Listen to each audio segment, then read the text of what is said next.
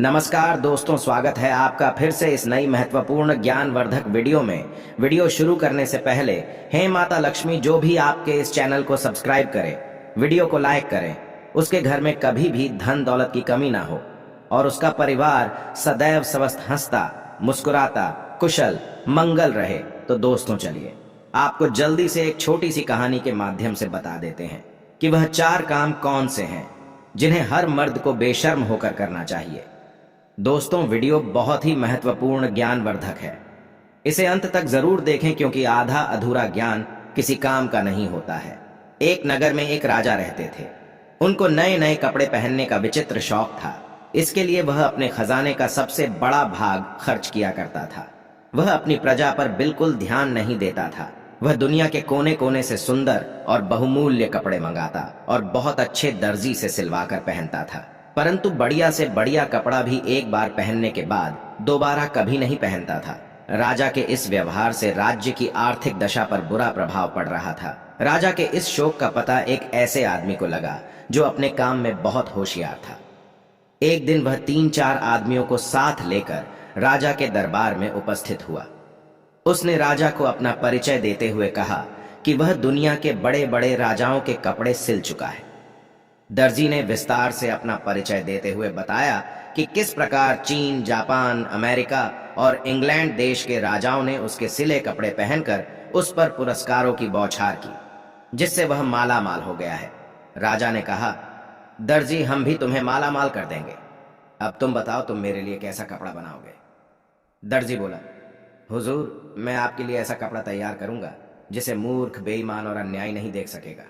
ऐसा कपड़ा दुनिया में किसी राजा महाराजा के पास नहीं है। राजा बोला, बेशक तुम मेरे लिए ऐसा कपड़ा तैयार कर सकते हो। दर्जी बोला, परंतु हुजूर कपड़ा मैं स्वयं अपने हाथों से बुनकर तैयार करता हूं। राजा ने उतावले होकर पूछा, दर्जी ऐसी पोशाक तुम मेरे लिए कितने दिनों में तैयार कर सकोगे। दर्जी बोला, हुजूर लगभग 1 या 1.5 महीना तो लग ही जाएगा। राजा ने कहा, मैं तुम्हें 2 महीने का समय देता हूं, इसके लिए हमें तुमको क्या मूल्य देना पड़ेगा। दर्जी बोला, हुजूर 50,000 पहले दे दीजिए और 1 लाख कपड़ा पसंद आने पर दीजिएगा। उसी क्षण दर्जी को कपड़ा तैयार करने के लिए एक अलग जगह की व्यवस्था करा दी गई। दर्जी अपने 3-4 आदमियों को लेकर उस जगह आराम से समय काटने लगा। कुछ दिनों बाद राजा ने अपने एक दरबारी को दर्जी के पास भेजा। दरबारी वहां पहुंचा और देखा कि वे सब बड़े आराम से सो रहे थे। दरबारी ने दर्जी को जगाकर पूछा, कितना कपड़ा तैयार हो गया? राजा ने मुझे देखने के लिए भेजा है। दर्जी एकदम चौंक कर उठा और बोला, आइए मैं आपको दिखाता हूं कि कितना कपड़ा तैयार हो चुका है। दर्जी ने एक अलग कमरे में दरबारी को ले जाकर करघे पर कपड़ा बुनने का अभिनय करके दिखाया। देखिए कितना सुंदर कपड़ा बुना जा रहा है। किंतु दरबारी को तो वहां ना कपड़ा ना करघा कुछ भी दिखाई नहीं दे रहा था। दरबारी भौंचक्का रह गया और वह सोचने लगा कि कपड़ा तो दूर रहा, मुझे तो हथकरघा भी दिखाई नहीं दे रहा है। अब दरबारी को दर्जी की वह बात याद आई कि जो मूर्ख, बेईमान और अन्यायी होगा उसे यह कपड़ा दिखाई नहीं देगा। क्या मैं ऐसा ही व्यक्ति हूं? दरबारी सोचने लगा। विवश होकर उसने कहा, वाह वाह, सचमुच बहुत सुंदर कपड़ा तैयार हो रहा है। राजा ने जब इस बात को सुना तो वह बहुत खुश हुआ। उसने दर्जी और कारीगरों की सुविधाओं को और बढ़ा देने का हुक्म दे दिया। 1 महीने बाद राजा ने अपने मंत्री को दर्जी का काम काज और कपड़ा देखने के लिए भेजा। मंत्री के आने की सूचना पाकर दर्जी ने अपने आदमियों को सतर्क कर दिया। मंत्री जब दर्जी के पास पहुंचा तो वह अपने आदमियों के साथ कपड़ा काटने और सिलने का अभिनय कर रहा था। देखिए मंत्री जी, कितना सुंदर कपड़ा और कैसी सुंदर पोशाक तैयार हो रही है। दर्जी ने हवा में हाथ मारते हुए मंत्री को दिखाया, किंतु मंत्री बेचारा हक्का बक्का उसने देखा कि दर्जी कैंची चला रहा है पर कपड़ा है ही नहीं। एक कारीगर सुई से सिलने का काम कर रहा है, परंतु उसके हाथ केवल अभिनय कर रहे हैं। ना सुई दिखाई दे रही है और ना धागा ना कपड़ा। मंत्री ने सोचा, मुझे कुछ दिखाई क्यों नहीं दे रहा है। उसे दर्जी की बात याद आई, जो मूर्ख, बेईमान और अन्यायी होगा उसे यह कपड़ा दिखाई नहीं देगा। उसने सोचा, क्या मैं मूर्ख, बेईमान और अन्यायी हूं? यदि राजा को यह पता चल जाएगा तो वह मुझे फांसी पर लटका देगा। विवश होकर मंत्री ने भी दर्जी की हाँ में हाँ मिलाई और कहा, वाह वाह, सचमुच बहुत सुंदर कपड़ा है। दर्जी के पास से लौटकर मंत्री ने राजा को बताया, सचमुच ऐसा सुंदर बहुमूल्य कपड़ा ना मैंने कभी देखा था ना कभी सुना था। यह सुनकर राजा बहुत खुश हुआ। दूसरे दिन दर्जी पोशाक तैयार करके दरबार में उपस्थित हुआ। आइए महाराज, पहनिए, यह पोशाक कितना सुंदर और बहुमूल्य कपड़ा हमने आपके लिए तैयार किया है। राजा भी भौंचक्का रह गया, क्योंकि उसे कोई कपड़ा दिखाई ही नहीं दे रहा था। उसने सोचा, क्या मैं मूर्ख, बेईमान और अन्यायी हूं? विवश होकर उसने भी वही कहा जो मंत्री और दरबारी ने कहा था। सचमुच ऐसा कपड़ा मैंने ना कभी देखा था, ना कभी पहना था। दर्जी ने राजा को शीशे के सामने खड़ा करके उसके सारे कपड़े उतरवा दिए और राजा नई पोशाक पहनने का अभिनय करने लगा। कभी वह बटन बंद करता, कभी कॉलर सीधा करता। सारे दरबारियों के बीच शीशे के सामने खड़ा राजा दर्जी की हां में हां मिलाते हुए बोला, सचमुच ऐसा सुंदर कपड़ा पहले ना कभी देखा था और ना कभी पहना था। राजा ने तुरंत दर्जी को बहुत बड़ा इनाम दिया। दर्जी इनाम लेकर अपने आदमियों सहित भाग गया। राजा के कब्ज से प्रजा को दिखाने के लिए एक बड़े जुलूस का प्रबंध किया गया। पूरी प्रजा राजा के नए कपड़े देखने के लिए बड़ी उत्सुक थी। हजारों की संख्या में खड़ी जनता तालियां पीट पीट कर वाह वाह कर रही थी, क्योंकि सारी जनता को मालूम था कि जो मूर्ख, बेईमान और अन्यायी होगा उसे यह कपड़ा बिल्कुल नहीं दिखाई देगा। उधर बैठे एक बच्चे ने राजा को रथ पर नंगा खड़ा देखा और जोर से चिल्लाकर कहा, राजा तो रथ पर नंगा खड़ा है। लोग बच्चे का मुंह ताकने लगे। फिर क्या सारी प्रजा एक स्वर में चिल्ला उठी, राजा रथ पर नंगा ही खड़ा है। अब राजा को भी अपनी मूर्खता का एहसास हुआ। वह लज्जा के मारे मानो धरती में गड़ गया। यह वही समय था जब राजा पूरी तरह से शर्म से नीचे झुक चुका था। वह इस घटना से बहुत कुछ सीख चुका था और उसने एक योजना बनाई। उसने अपने सारे राज्य में डोंडी पिटवा दी कि कल राज दरबार में एक जरूरी मीटिंग है, जिसके लिए उसके राज्य की पूरी प्रजा राजा के राजमहल में सुबह सुबह आ जाए। अब पूरे राज्य में डोंडी पीट दी गई कि कल राजा एक बहुत बड़ी सभा नियुक्त करने जा रहे हैं। उसमें हर एक व्यक्ति का आना जरूरी है।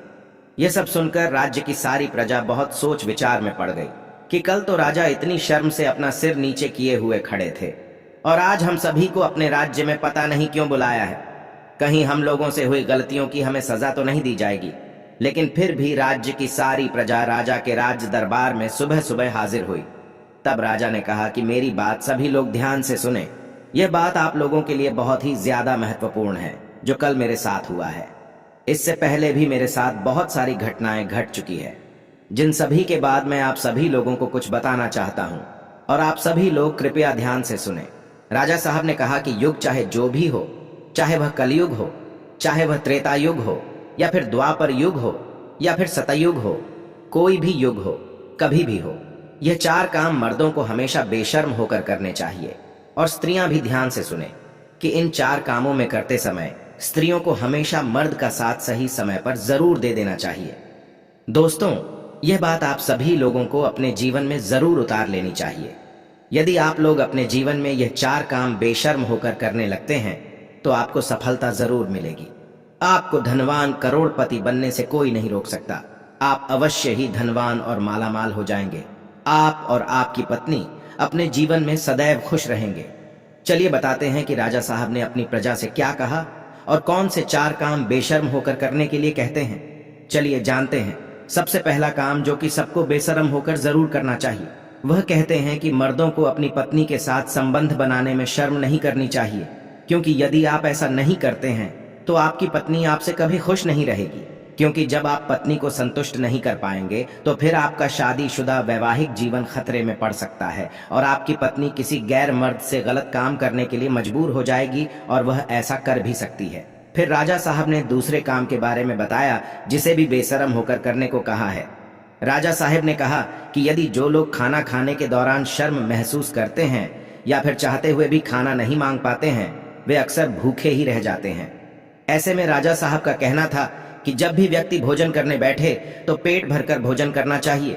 आधे पेट भोजन कभी भी नहीं करना चाहिए। विशेषकर जब किसी के यहाँ अतिथि बनकर जाए तो भोजन करते समय शर्म ना करें, नहीं तो आप स्वयं ही भूखे रह जाएंगे और अपने स्वास्थ्य के साथ खिलवाड़ करेंगे। फिर राजा साहब अपनी प्रजा से बताते हुए कहते हैं कि जीवन में धन, दौलत और पैसों का बड़ा ही महत्व है, क्योंकि पैसों की कमी के अभाव से जीवन और परिवार को चलाना असंभव है। ऐसे में पैसों के लेन देन में कभी भी शर्म या फिर झिझक नहीं करनी चाहिए। बेझिझक होकर जरूरत में किसी से पैसे मांगना चाहिए। वहीं अगर किसी को जरूरत के समय उधार दिया हो तो उसे मांगने में बिल्कुल भी शर्म नहीं करनी चाहिए। अन्यथा आपको धन की हानि उठानी पड़ेगी। चौथी बात को बताते हुए राजा साहब कहते हैं कि कोई भी इंसान यदि सही तरीके से और सही वक्त पर या कुछ काम कर ले तो वह रंक से भी राजा बन सकता है। इस बात पर ध्यान दीजिएगा कि आजकल के युवा अपने शिक्षकों या मार्गदर्शकों से ज्ञान तो ले लेते हैं, लेकिन अपने मन की जिज्ञासाओं को, यानी कि जो उनके मन में सवाल उठ रहे होते हैं, उनको गुरु, शिक्षक या फिर मार्गदर्शक से पूछने में शर्म या झिझक महसूस करते हैं, जिनके चलते वह कई जगह विफल हो जाते हैं। दोस्तों, चाणक्य नीति में भी लिखा है कि किसी भी स्थान पर जब विद्या ग्रहण करने जाए तो अपने अध्यापक या गुरु से अपने मन में उत्पन्न हो रहे सभी प्रश्नों का उत्तर बेझिझक बिना शर्म के प्राप्त करना चाहिए, क्योंकि वहां पर हर कोई सिखाने के उद्देश्य से जाता है। और यदि आप वहां पर जाकर भी अपने गुरु से कोई भी सवाल पूछने में ही शर्म करेंगे और अपने प्रश्नों का हल शर्म की वजह से नहीं प्राप्त कर पाएंगे, तो आप अपने जीवन में कभी सफल नहीं हो सकते हैं। तो इसलिए अपने मन में उत्पन्न हो रहे सभी सवालों का जवाब बेझिझक होकर किसी भी गुरु, शिक्षक या फिर मार्गदर्शक से पूछ लेना चाहिए, क्योंकि वहां हम सीखने के उद्देश्य से जाते हैं। तो दोस्तों, आपको समझ आ गया होगा कि मर्दों को वह कौन से 4 काम है जो कि बेशर्म होकर करने चाहिए। यदि आप लोग भी मेरी वीडियो से संतुष्ट हैं तो वीडियो को लाइक करके जल्दी से कमेंट में जय माता लक्ष्मी अवश्य लिख दीजिएगा, जिससे माता लक्ष्मी की कृपा आप पर सदैव बनी रहे। जय माता लक्ष्मी। हर हर महादेव। वीडियो अंत तक देखने के लिए आप सभी का धन्यवाद।